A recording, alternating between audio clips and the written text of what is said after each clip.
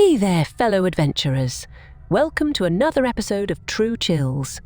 Get ready to dive into the world of the unexplained and the extraordinary as I share a spine-tingling stories that's bound to keep you on the edge of your seats. Story number 1. In today's video, we'll be delving into my own personal encounter with something that has puzzled scientists and sent chills down the spines of many, Bigfoot. Yes, you heard me right, Bigfoot. So, whether you're a die-hard believer or a curious skeptic, you won't want to miss this gripping tale of the unknown. Stick around till the end because you won't believe what I witnessed deep in the heart of the woods. Let's get started.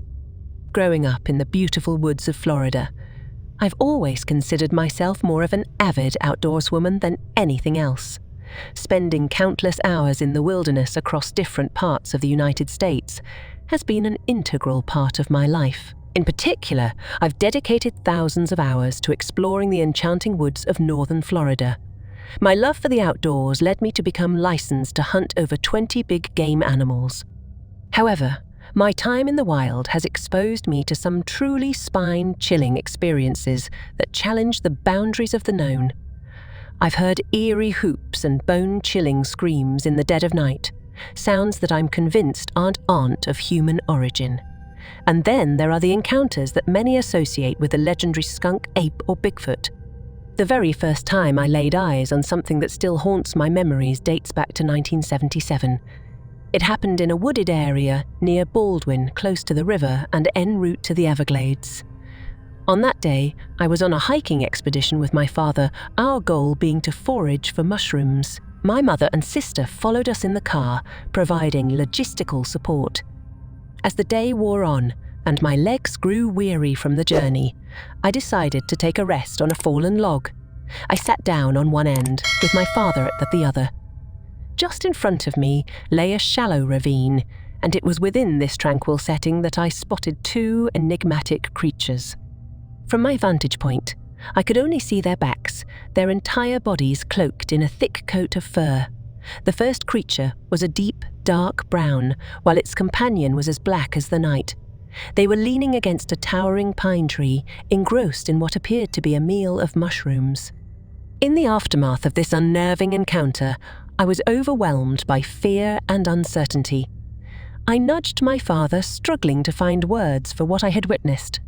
"Look," I whispered to him, "are those monkeys? Are they eating mushrooms?" My father's response to my startled inquiry was swift and sharp. He leaned in closer and hissed, "They're not monkeys, you idiot.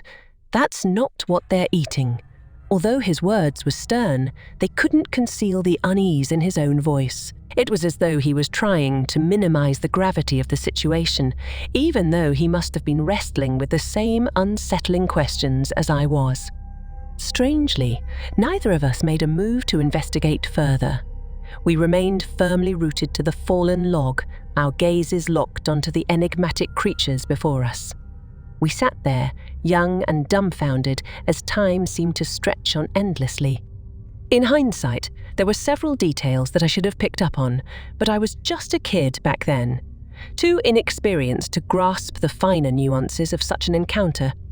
Looking back, I'd estimate that the first ape stood at about 7 feet tall, while the second one loomed even larger, probably in the range of 9 to 10 feet. Both were undeniably massive, but the black one was especially imposing, boasting broad shoulders, a formidable chest, and thick, muscular arms. We observed them for what felt like an eternity, roughly 10 minutes passing in silence. Somehow, my father remained resolutely in denial throughout the entire episode. It's possible that our mysterious observers sensed our presence and chose to depart the area, but they vanished as mysteriously as they had appeared, leaving no trace behind. I kept this surreal encounter to myself for many years, sharing it with no one. It wasn't until much later that I mustered the courage to confide in others. Let me clarify one thing. These creatures weren't performing some dramatic spectacle right in front of us. They remained at a distance, far enough away that we were somewhat concealed by the forest's cover. Yet, they must have cast their gaze in our direction. As we had an unobstructed view of them, etching the memory into our minds, story number 2. On another eerie occasion, I found myself behind the wheel, navigating the winding roads near Nokete, close to the St. John's River. It was around 10 o'clock at night, and my friend was accompanying me on this fateful journey. It's worth noting that this incident occurred further down the timeline from my earlier experiences. As we were cruising along a secluded wooded stretch of road, our headlights pierced the darkness ahead, revealing an enigmatic figure in the middle of the road. My instinctive reaction was to bring the car to an abrupt halt, but as I did so, the figure began to rise from its previous crouched position. It became painfully clear that this was no ordinary human. Within a mere 10 feet of us, I was afforded a close-up view, and it sent shivers down my spine. Those bright red eyes, which I initially suspected were mere reflections of our car's headlights, now stared directly at us, much like the way a cat's eyes or a deer's eyes reflect light.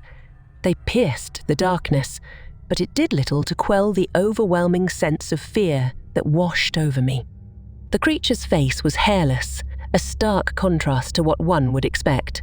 Its most prominent features were its massive arms and shoulders, a chilling resemblance to what I had encountered during my childhood. The memories flooded back, and I knew I was facing something beyond the ordinary.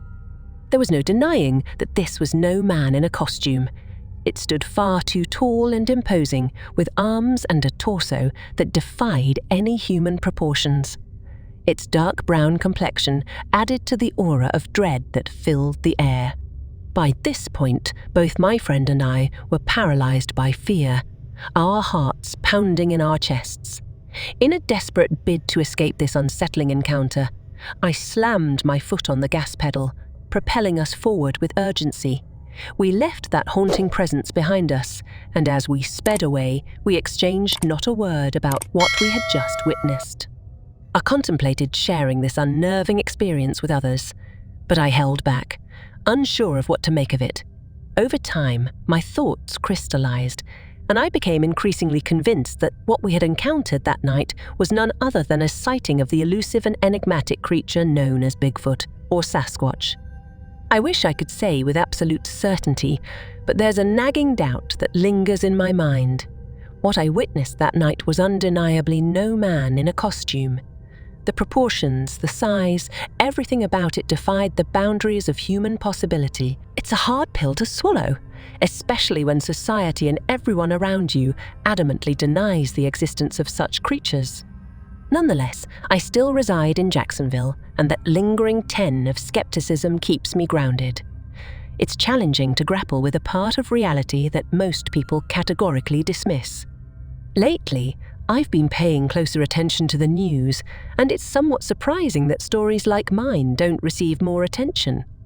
Sure, there are sporadic reports of livestock being slaughtered and mangled, but they're often relegated to mere footnotes. Florida has always been a haven for the strange and bizarre, from cryptid sightings to paranormal occurrences. There's a long history here, filled with tales of the clashes between native inhabitants and those who came to stake their claim. Story number 3. Now, at 26 years old, I've maintained a lifelong fascination with the paranormal, encompassing all facets, including cryptozoology. My upbringing in the rural outskirts of Fort Walton, Florida, nurtured this curiosity, and though the stories of the swamp, ape, and Bigfoot were intriguing, they didn't resonate with me until the Jersey Devil. Between the ages of 8 and 14, my passion for the paranormal and cryptozoology grew exponentially.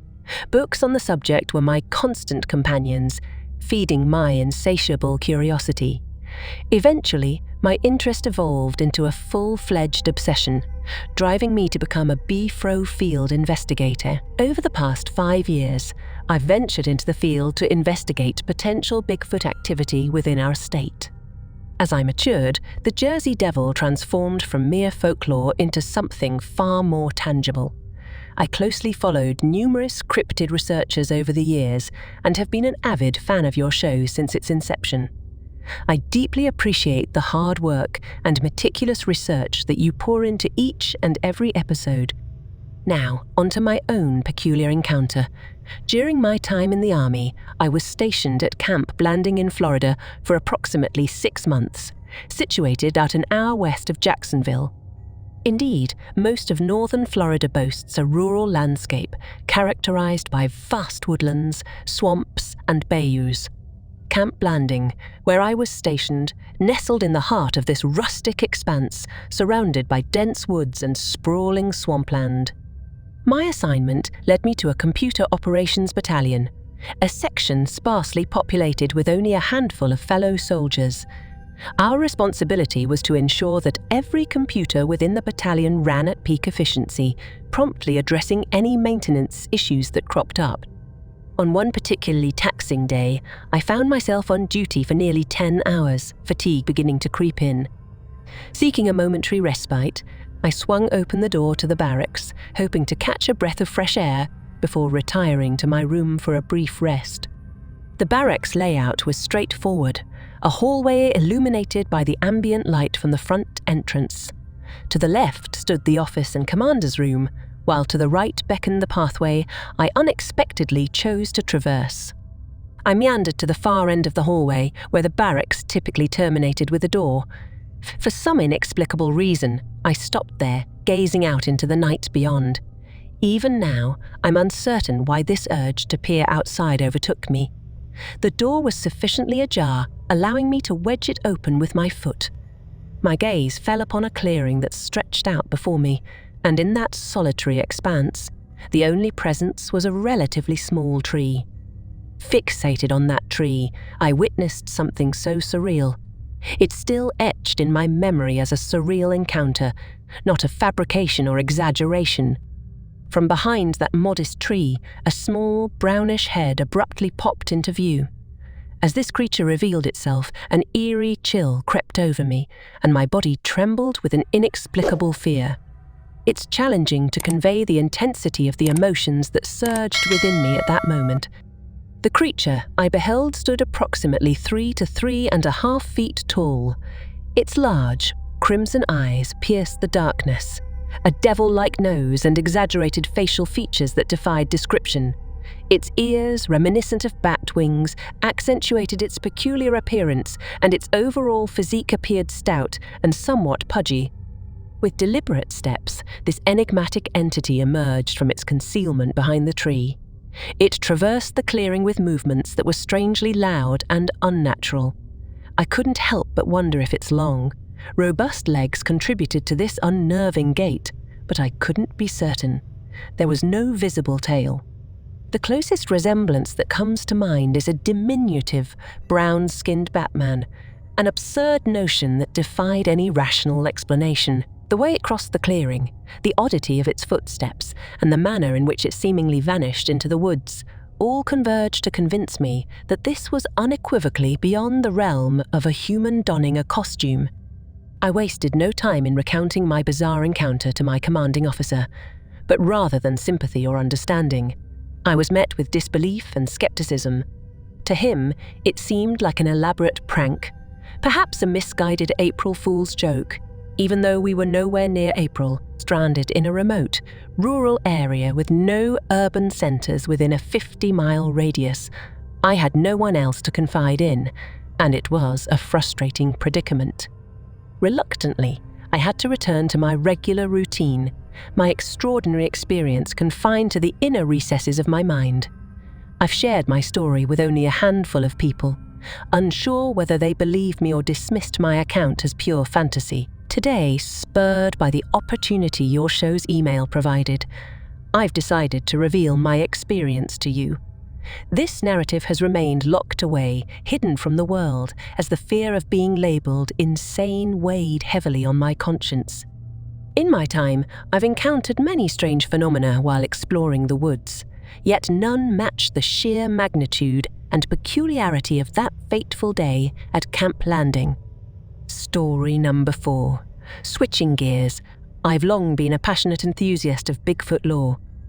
2 years ago, my wife and I were fortunate enough to catch a fleeting glimpse of one in the Apalachicola National Forest here in northern Florida. But it wasn't until this past Tuesday, October 7th, that I was graced with yet another sighting, this time in the company of 2 other witnesses. I was out deer hunting in the same national forest, near Pin Hook Swamp Road, dragging along a freshly killed deer to our waiting vehicle. When I looked up from my task, an astonishing sight met my eyes. A massive, dark-furred creature, standing upright and erect, concealed partially behind a cypress tree. Its eyes, as dark as a pair of black bowling balls, stared back at us. This cryptid entity loomed at an imposing 7 feet in height. As someone who has served as a police officer for over a decade and witnessed countless grim scenes and odd occurrences, this was the last thing I ever anticipated. My mouth hung agape in sheer amazement. Turning to my hunting companion, I stammered, "Did you see that?" He replied with equal amazement, "I don't know what it was, but I've never seen anything like it before, and I hope to never see it again." Since that day, I've been recounting the event to anyone who would listen. Throughout my life, I've hunted the national forest in this region extensively, but nothing could have prepared me for this extraordinary encounter. I can't deny that I've encountered some truly unexplainable phenomena during my travels. My journey has led me to discover dismembered deer and bear heads, swarms of butterflies congregating around lifeless bodies, frogs of unusual size, and massive snakes.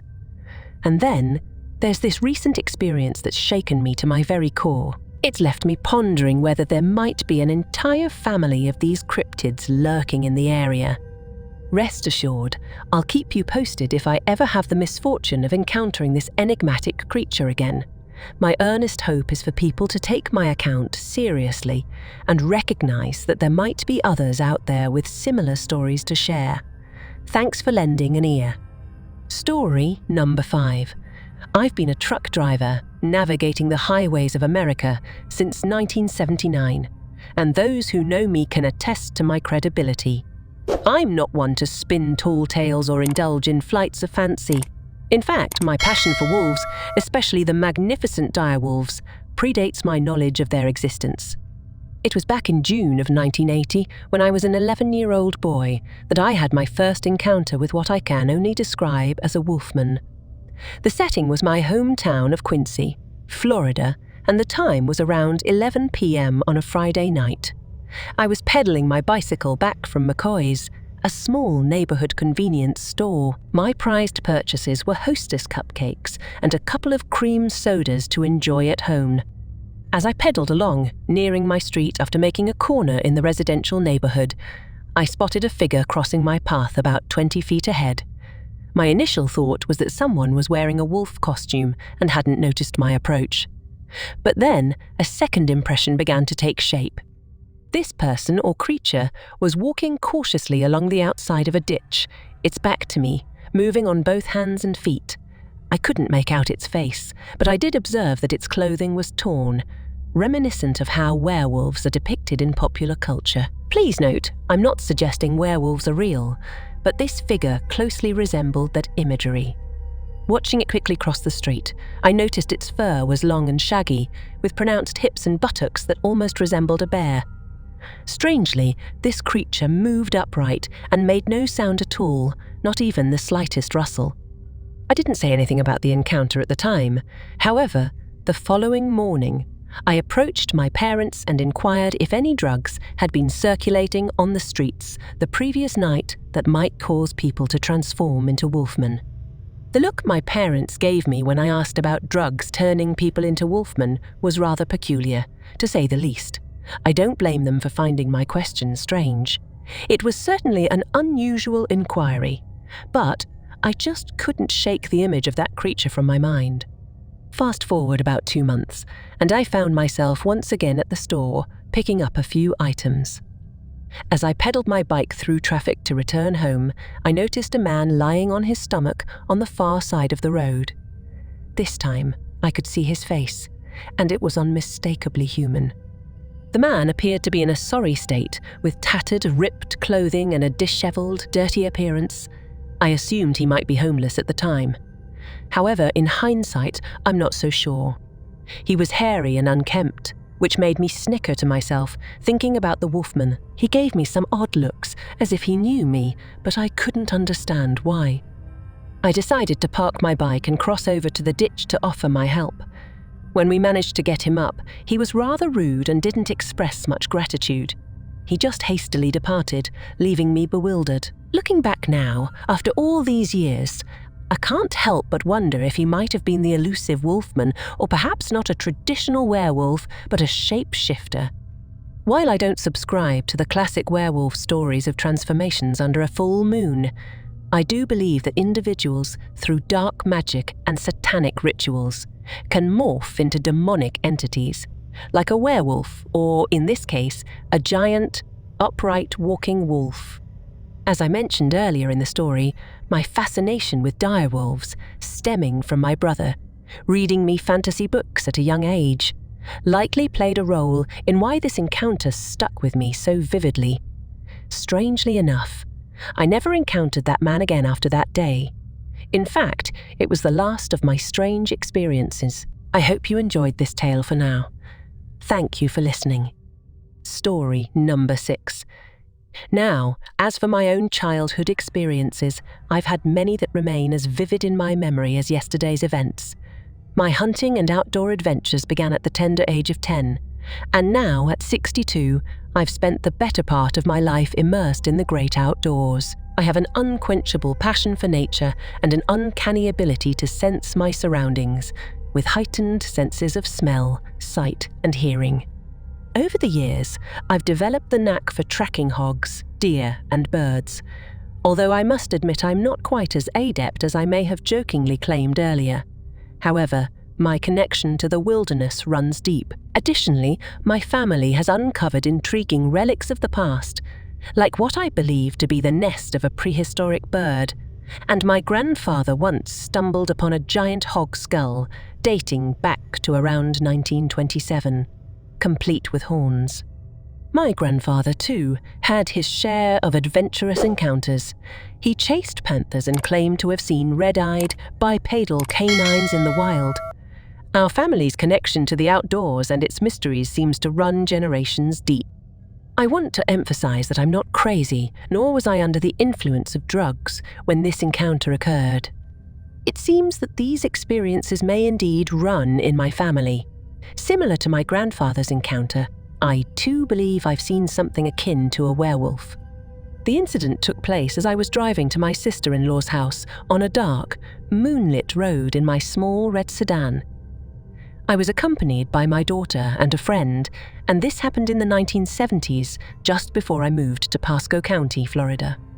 As I was driving along this straight road, with the full moon and bright stars illuminating the night sky, I spotted something large crossing the road in front of me. My initial assumption was that it might be a Florida panther, given the long tail. However, upon closer observation, I realized that it looked entirely different from what I expected. This creature was reddish-brown and had a more canine appearance. What struck me most was the incredible muscle definition I could discern as it moved swiftly and was hunched over. You could clearly see its hind legs, and I was awestruck by its sheer beauty and speed. It was about 70 yards away, I estimate, when it crossed the road. I want to emphasize that I wasn't scared or in shock, while I was initially taken aback by what I was witnessing. The magnificence of the creature fascinated me. However, I did make a conscious decision to turn around and look for it again. I drove back about a quarter mile, scanning both directions for the panther or wolf, but I couldn't spot anything. Upon arriving at my sister-in-law's house, I recounted the experience to her. However, she dismissed my account, stating that there are no panthers or wolves in the area. She suggested that I might have been driving too fast and imagined the whole thing. This encounter left me both amazed and perplexed, and I couldn't help but wonder about the true nature of the creature I had witnessed that night. I explained to my sister-in-law that I was only going at about 50 miles per hour and had slowed down even further to ensure it was safe to navigate around a bend. I knew what I saw wasn't a wolf or a panther. It was something else entirely. Surprisingly, she did hear me out, but I could sense that she didn't truly believe my account. Nevertheless, I understood that it might be challenging for anyone to believe what I had witnessed, especially given the briefness of the encounter. As for identifying the creature, I mentioned that I often lean towards calling it a werewolf, but in reality, the sighting happened so quickly that I didn't get a good, detailed look at it. It was just a strange, large creature. Nonetheless, what left a lasting impression on me was its size and the incredible muscle definition I observed. Story number 7. Now, let me continue with the next account. I'm currently 53 years old, a male, and I reside in northern Florida with my wife. We've been living in this particular location for about 3 years now, and I have a keen interest in cryptids and related phenomena. I've explored various websites that feature accounts of cryptid encounters, and I've come across some recent accounts that I believe you might find interesting. In 2010, there was a fascinating sighting on Interstate 75 in Citrus County, Florida. A man was driving late at night when something unusual caught his eye in the rearview mirror. At first, he thought it was just a large bat, but as he looked closer, he realized it was something far more intriguing. A towering, winged being. This incident occurred right in the area where I live, adding a sense of curiosity to the story. I frequently travel the same stretch of road, always on the lookout for stray animals or wildlife. However, despite my vigilant observations, I've never come across anything quite like what this man reported. The second story I want to share involves a man from Lee County. This witness recounted a bizarre encounter with a creature sporting red eyes and a beak, perched in a tree. Again, this strange incident unfolded in an area not far from where I reside. While I consider myself a skeptical believer, I acknowledge that there's so much about our world that remains unexplored and unknown. I don't readily accept every claim, but I do believe that some cryptids, creatures of legend, might be more real than we think. The particular case I'm highlighting here is intriguing due to the recurring sightings of winged humanoids in Citrus County. It's a mystery that piques my interest, and I would greatly appreciate it if you could explore these stories on your show. I eagerly await your response. Having spent my entire life in a small town in northern Florida, I've grown up surrounded by nature. From the dense woods to the great outdoors, I've been an active hunter and fisherman for as long as I can remember. Lately, though, I've noticed a surge in paranormal activity in my area, particularly around my home. Initially, I attributed it to an uptick in wildlife presence. However, as time has passed, I've become less convinced that simple wildlife accounts for all the strange occurrences. For instance, I've heard peculiar bird calls and unsettling howls, as well as eerie scratching noises and strange metallic dinging sounds. These unusual happenings have left me perplexed. The strange howls, in particular, have left me with an eerie feeling I can't quite shake. It's a phenomenon that's becoming increasingly difficult to dismiss, and I feel compelled to share my experiences. All of these strange occurrences have truly sparked my curiosity, prompting me to become even more observant of my surroundings than usual. For someone like me, who's absolutely obsessed with the great outdoors, I'd like to think that I'm already operating at peak awareness levels. However, I've had to kick it up a notch or two lately, just to make sure I'm not missing anything extraordinary. I reside right smack in the middle of the woods, near a serene river, which makes my location quite the hotspot for nature enthusiasts like myself. I've always been a bit of a night owl, and I relish those early morning hours. Staying up late, I often find solace in sitting on my front porch, gazing up at the stars while sipping on a cup of coffee. So, it happened one recent night. I was on my porch, as usual, admiring the celestial wonders above, when something unusual caught my attention. Movement right there amidst the trees, nearly in front of me. At first, I assumed it might be a black bear, but then reality hit me. It was no bear. This creature was definitely not on all fours. It was walking upright on 2 legs. Now, I want to clarify something before I proceed. Yes, I'm aware that black bears can stand on their hind legs and move around a bit, but this was different. The motion was incredibly fluid and eerily natural, something I'm certain bears don't pull off.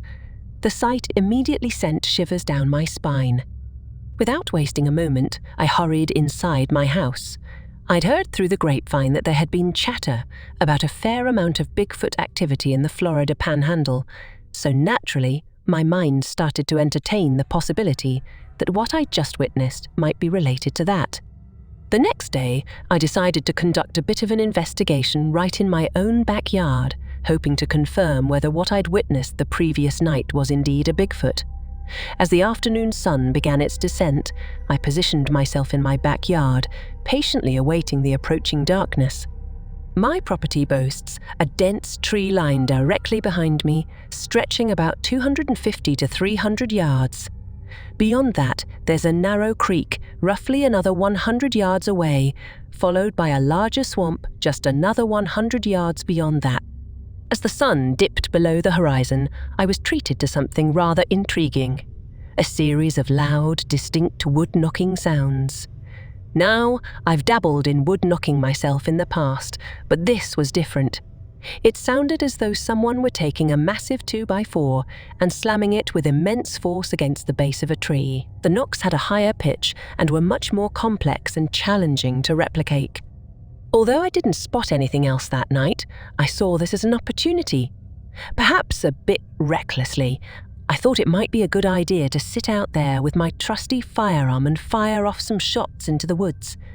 My hope was that this would serve as a warning to any Bigfoot creatures in the vicinity, letting them know I meant business. You see, I'd heard tales of Bigfoot creatures making wood-knocking sounds and emitting eerie howls, but they're usually trying to make their presence known. I was convinced there was something out there, and I wanted to send a clear message. So I grabbed my .45 caliber handgun and started firing rounds into the night sky.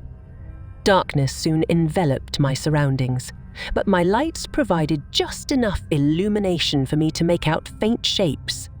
Suddenly, I heard rustling down by the creek, so I fired off a few more rounds into the air. This time, I heard even more movement, and then I witnessed something astonishing. A massive figure sprinting from one side of the creek to the other, all while upright on two legs. This thing was moving at an incredible speed, faster than anything I'd ever seen in the woods. While I couldn't make out its face, I could discern its silhouette. It was definitely taller than me, with disproportionately long arms. The sight of that massive figure sprinting across the creek sent shivers down my spine. It brought to mind an image of an enormous man with exceptionally long arms dashing away from me. At that moment, I couldn't deny the possibility any longer. This had to be a Bigfoot. What struck me was that this creature appeared more human-like in stature and size, unlike any ape or bear I'd ever seen. I wasn't about to venture into the woods that night, though. Tracking or encountering this creature on my own was not something I was prepared for, nor did I want to face it alone. Who knew what it might do if it turned aggressive? Fear for my safety was very real. The thought crossed my mind that this thing could potentially be deadly if it felt threatened. So, I retreated inside, my mind already working on a plan to ensure my property remained secure in case these creatures decided to get violent. That's the essence of my story. I don't believe I'm the only one in this area who has witnessed such phenomena. How many others might have had similar encounters, I couldn't say. It's almost as if this region has more than one of these enigmatic beings dwelling within its borders. And just to paint a clearer picture, let me add that from my back porch, the woods are fairly clear and sparse. This allows for a good view down into the creek, thanks to the angle of my porch. Even after 10 p.m., when there's still some residual light outside, you can make out the silhouettes of deer as they come down to drink from the creek. Perhaps, I thought, Bigfoot could be drawn to the creek to hunt deer. Maybe it had its eyes on a different kind of game, or who knows, maybe even me. And there you have it, my fellow thrill seekers. I hope you enjoyed this hair-raising account of my Bigfoot encounter. If you've got your own tales of the unexplained, be sure to share them in the comments below. Don't forget to hit that like button if you found this video intriguing and subscribe to stay updated on all our thrilling adventures into the unknown. Until next time, stay curious, stay vigilant, and who knows, you might just stumble upon something extraordinary out there. Thanks for joining me on this journey.